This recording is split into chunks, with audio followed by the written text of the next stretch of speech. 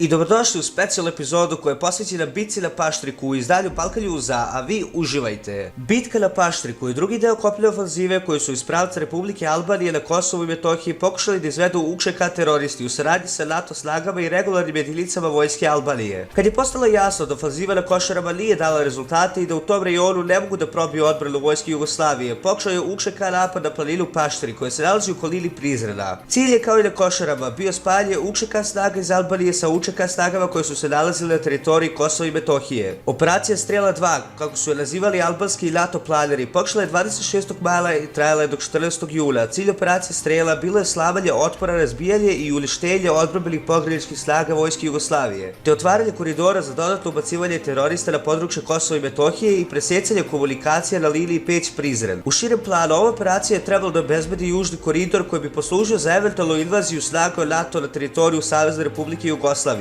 Ova operacija je trajala paralelno sa intenzivnim bombardovanjem Jugoslavije od strane istih snaga. Operacija Strela je po svojim karakteristikama klasična vazduhoplovno-kopnena operacija. Kada su se snage vojske Jugoslavije posle potpisanog Kumanovskog sporazuma povukle sa teritorije Kosova i Metohije, neprijatelj nije uspeo da ostvari svoj cilj i da u borbi probije liniju odbrane 549. motorizovane brigade. Vojska Jugoslavije je na Paštriku ostala nepobeđena, iako je neprijatelj intenzivnim napadima bombardovanjem pokušavao da porazi naše jedinice, materijalni gubici nisu bili veliki.